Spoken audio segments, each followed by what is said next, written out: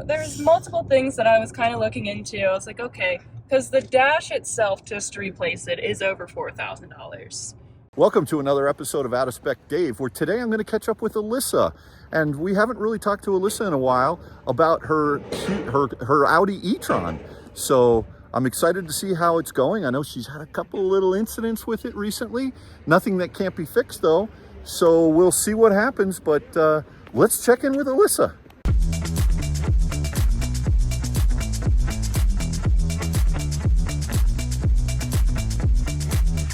All right, so there it is, the rig, and there's Alyssa. Alyssa, thanks for taking time out of your day for me, and it's good to see you again. Yeah. So remind me again what year this car is? Yeah, so this is a 2019 Audi E-Tron. It did not look this way in the last video. We just fully blacked it out and had it paint corrected and all that fun stuff. Yeah, so it looks beautiful. It's been through the works, and yeah, it's been a great car for me so far, and we'll talk more about some little things that I would like to improve with it over time, but for a daily driver, it's just amazing. Yeah, well, great. Let's jump in, go for a ride. Sounds good. All right. Hello. I'm really happy that we're gonna take a quick drive in the Audi E-Tron. I landed in Colorado today through Detroit, which, by the way, the new Detroit airport, if it's new, it's not bad. No? No, I was picturing something really bad. It was good. It was. Well, everybody pictures something really Yeah, bad. I know. But your flight got delayed though, right? My flight yesterday got canceled. A whole nother story. Oh. But you know what's interesting, Alyssa, and I appreciate you taking a drive with me today, and giving me a ride in your beautiful E-Tron, which I love. But you know, the last time I was with you was more, I wanted to get to know about, like, a little bit about your EV journey and, you know, what you were like when you were a kid with cars and all that stuff. But now, since I know all that, what I really want to figure out is how are things going with your E-Tron. So with that, I've got a lot of questions for you. Do you have your massaging seat on first? I don't. How do I put that on? Right by your knee, you'll feel a bunch of... By my knee? Up here? Yeah, the top of your knee. But go down to the seat, and then there's a button right in the middle that you'll press. No? You'll get it. I'll figure it out. I still haven't figured out how to do it through here, but I know there's a way to do it here too. Yeah, it took me a while to figure out how to put it on in Kathy's GV60. Yeah, there's little things that I still haven't really figured out with this car. Yeah. But do you always use the seat massager though? Every day. Yeah, it's so funny. I get in Kathy's car. She's like, put on a seat massager. It's like you have to have. She's not happy if I don't have the seat massager on when I'm driving it.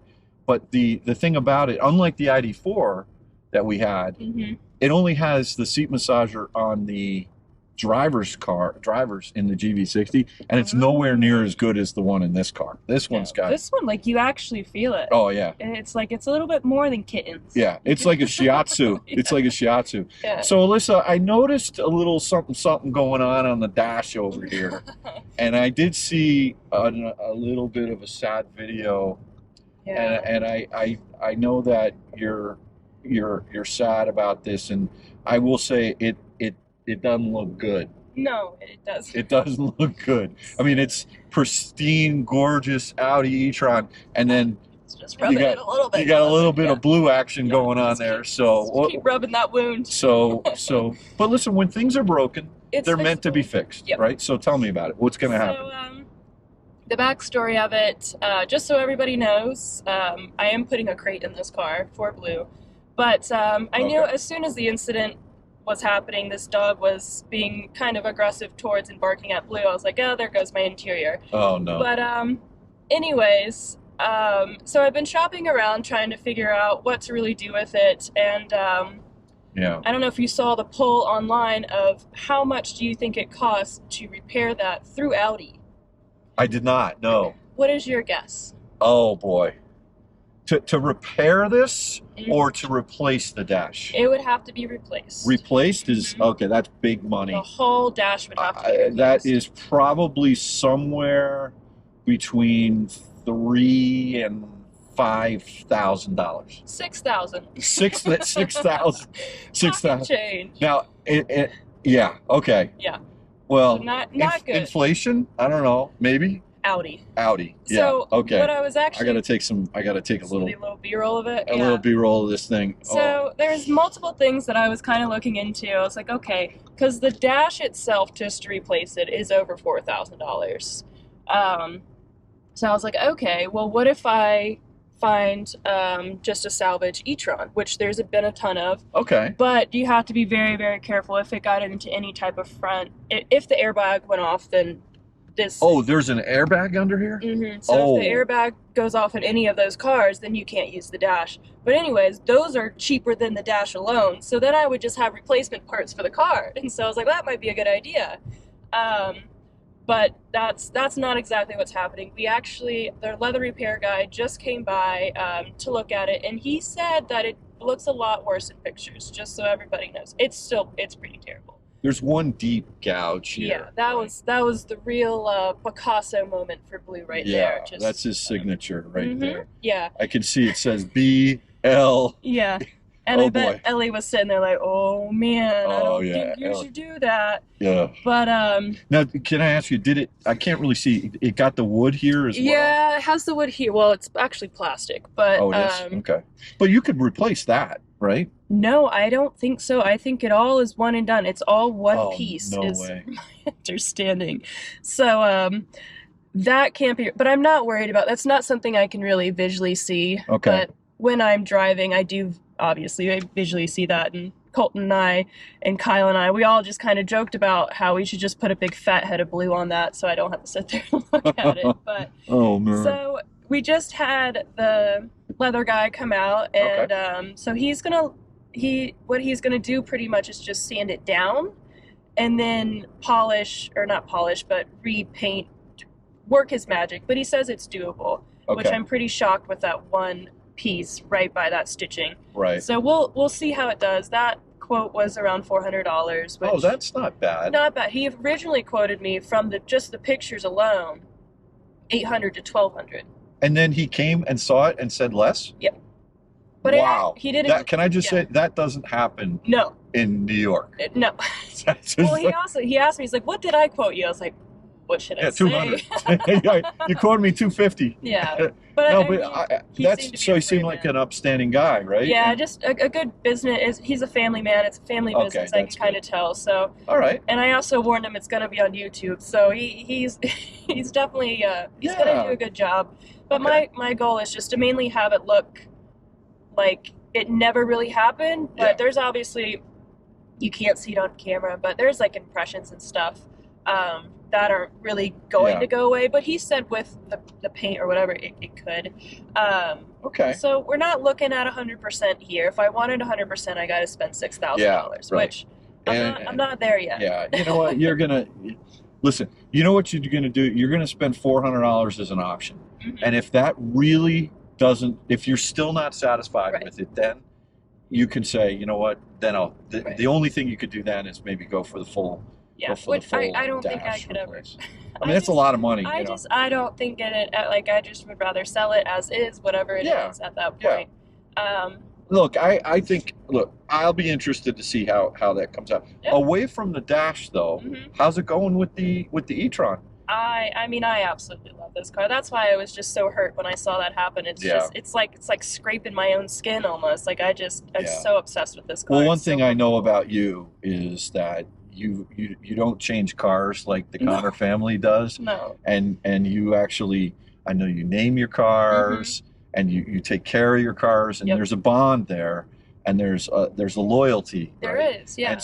And so you're happy with the decision, because I absolutely love this car. I mean, I'm so, and remember where you got it how nuts was that? Of all the places in the country, it's right by you got it from the same dealer where I bought one of my ID4s. So yeah, I mean, it's been a great experience. There's definitely some things that I would like to be different, and that's why I'm kind of really looking forward to the new Q8 that's coming out. Oh wow.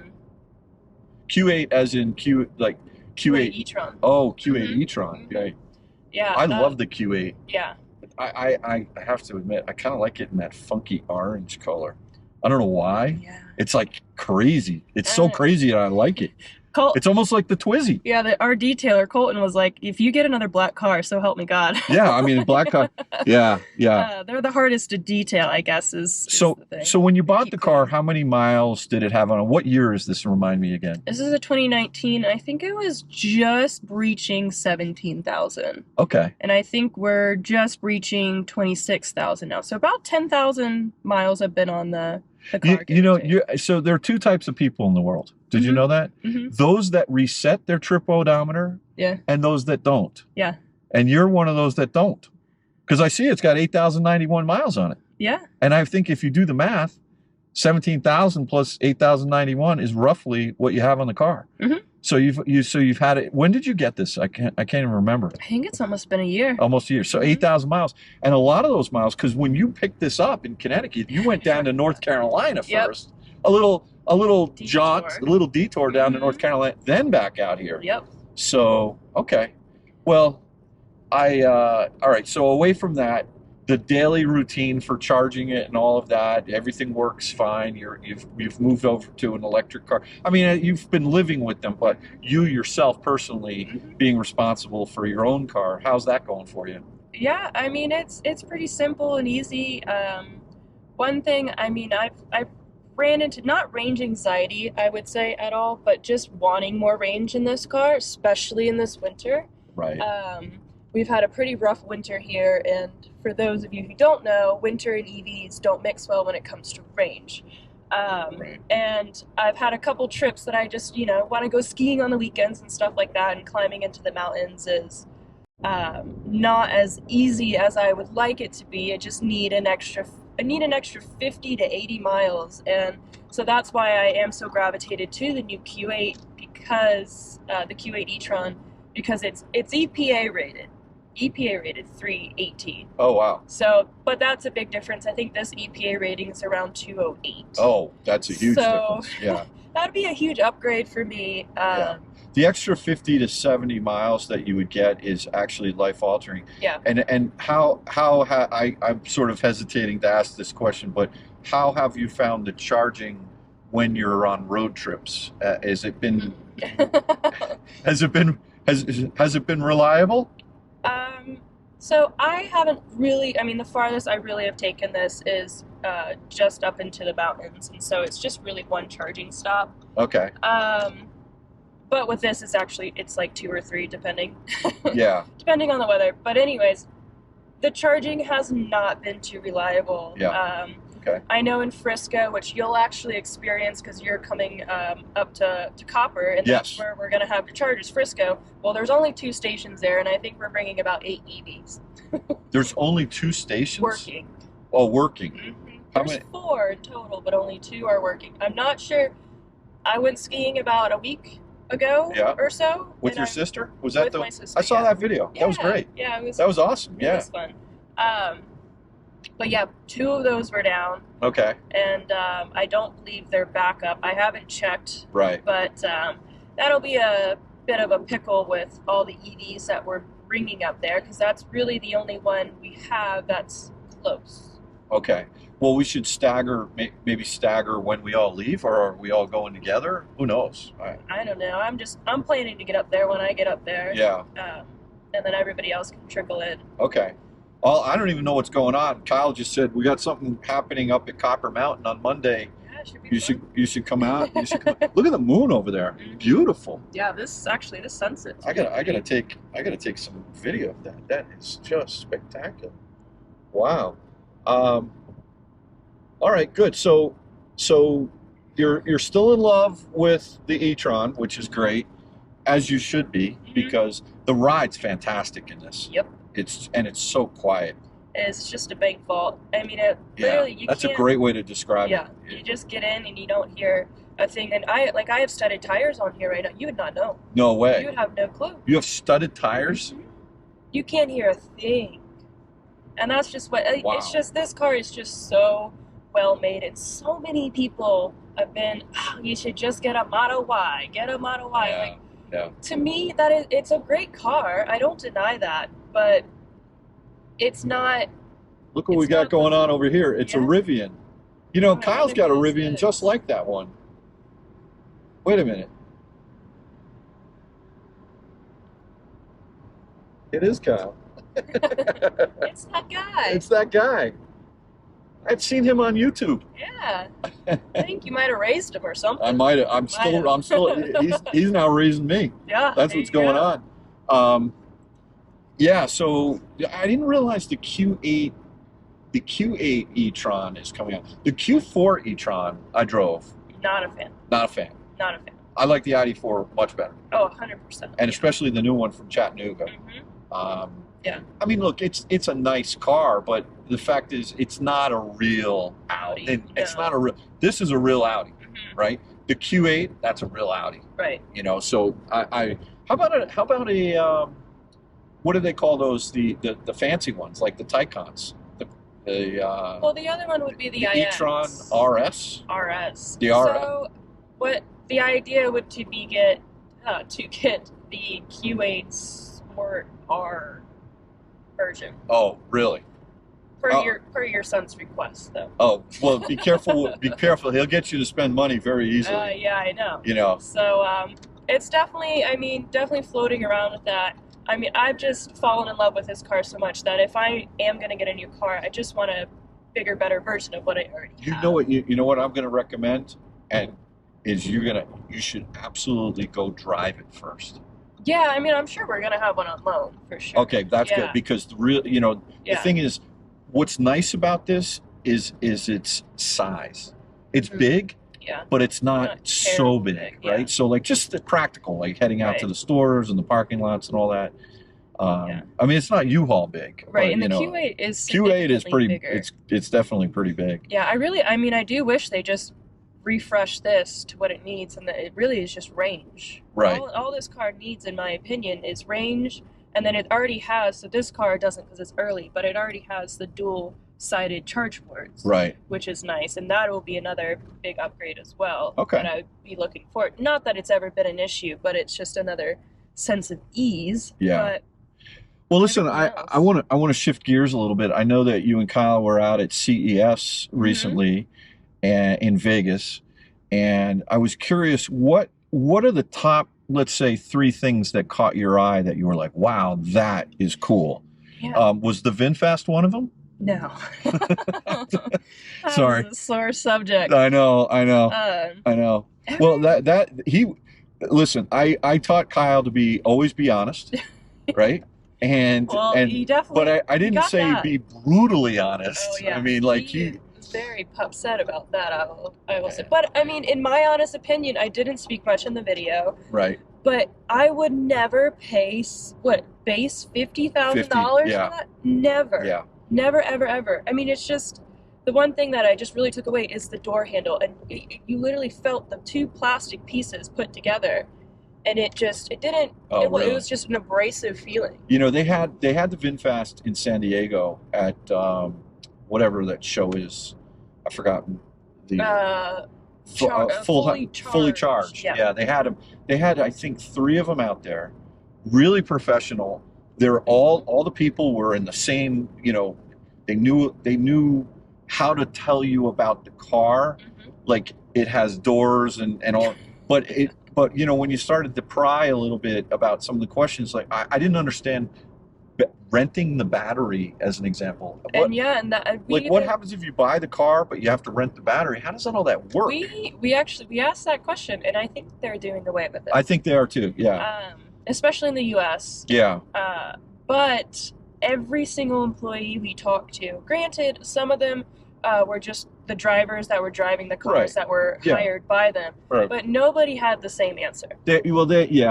So and they were already selling cars at that point. And the information is not necessarily being disseminated out in a fragmented way, not inconsistent. All right, so forget about that car. What were the top 3 things that you saw that you really loved? You know, it's really funny. Everybody kept asking me this question. Really? I thought I was the only one who would ask you this question. No, but it's... I can come up with a more original question. I mean, but the honest question is, we didn't really have time to explore too much.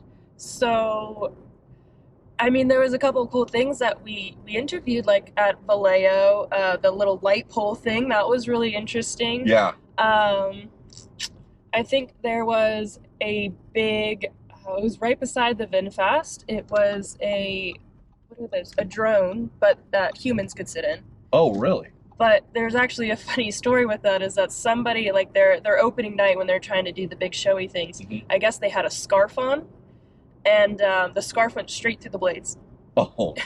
They went up and the scarf went and was in shreds. Oh, that's not good. No scarves were allowed. But that was, I mean, there was so much technology there. Right. But the one thing that I really got out of it was that it was all prototypes. Nothing was real in hand. This is going to work. We're going to sell it to people today. Products. Yeah. Right. And it was all. Well, I don't know if that's typically CES will bring, like, in other words, product launches. They'll do a lot of that. Right. But then they're always, and I know Kyle, ever since he was a little kid, we would always go to the Javits Center to the car shows, and he never ever showed interest in prototypes. Oh, he and can't I always would say, Kyle, look at this thing. Look at it. And he's like, that's not real. Right? And when he was little. Yeah. And I didn't know what was going on, but he genuinely, he wanted to see what was real. That it wasn't like, he didn't say the concept of can you buy it or not buy it, but he saw that will never happen. That's just a tease. That's not real. There he is again. You know what I was really kind of very impressed with was Autel, and we were too.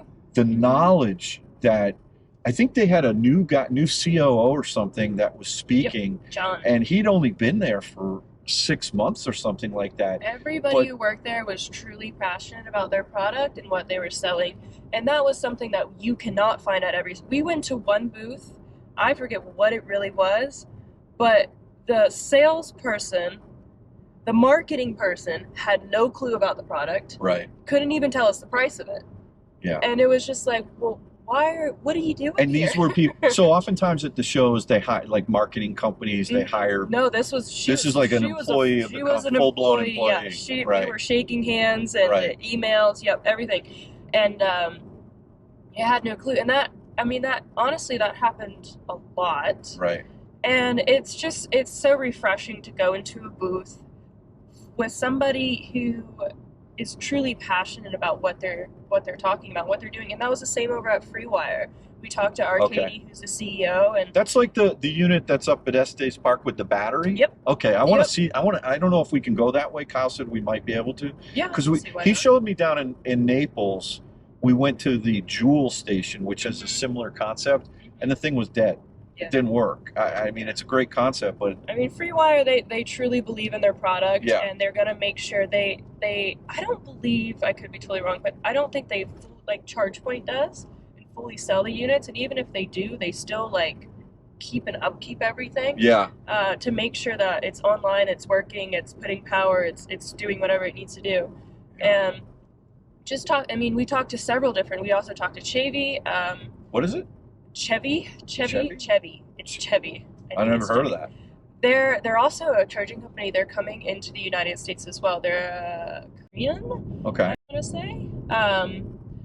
But their units were they're beautiful as well. These geese. Oh boy. Yeah, they're always there. Oh boy. They're nasty. But they were truly passionate as well, and then we went over to like what is that, the box one, EV box or something. Oh yeah. Yeah, that was just terrible. I remember seeing I think they were in San Diego as well. Mm-hmm.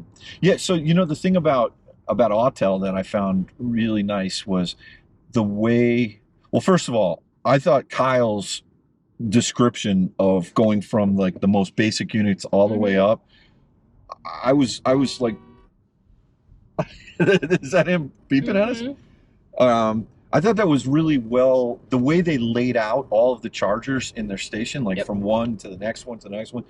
But, you got to wonder, the screens themselves, they look gorgeous, but in the elements and longevity and, it's like, I think about Tesla, right? You go to a Tesla, there's nothing there. There's no screen. You plug in and it works. I I love those autels, and I love all the fancy stuff, and I can see how advertising and marketing can take place on there. But I worry that they're going to potentially break over time. But yep. I mean, that's definitely, and I think when we talk to them, that people who are buying their chargers can actually opt out to not have a screen. Oh, is that right? Okay, gotcha. I believe that's the case. I'm not 100% sure. Yeah. I forget things left and right, so Yeah. never quote me on anything. Yeah. But yeah, I mean, they just had their head straight. They hired the right people. I mean, we went over to Blink. Yeah. Blink. Yep. Yeah. And that was just a whole different story as well. Yeah. It's just like they truly weren't passionate about their products and what they were selling and trying to get people to. It was just a way different vibe than Autel and then Chevy and then also Freewire. Yeah. Right. We didn't get to go over to Flow. That's another charging company. They're out of Canada, aren't they? They are out of Canada, but they are coming into here I now. met a couple of people at Flow when they were charging a car. 2 young women, they were coming down from Canada, and I met them at Ridgefield Plaza, at Ridgeway Plaza in Stamford, Connecticut. But well, listen, Alyssa, it's great to see you. I'm psyched to be here in Colorado. I am looking forward to an interesting time. Always and this is the hub. This is the hub. All right. Well, you got to show me around. Great to reconnect. High five. You'll get your car fixed. Don't you worry. I'm not worried about right. it. It was just a little sore moment for me. This is cool. That's lit up there. I know. I just let this purple. Purple's my favorite color, but it just is so beautiful at night. Oh, cool. Look at that. Wow. And then you have your seat belt is also, but it's not purple. Oh yeah, I see that. It's all lit up. Yeah. It's just so beautiful and well made. It really is. Yeah. Well, Alyssa, thank you again for always coming on my channel. I always hit you up. Hey, listen, want to make a video? And you're like, okay, Dave. Sure. Sure, why not? I'm kind of used to it by now.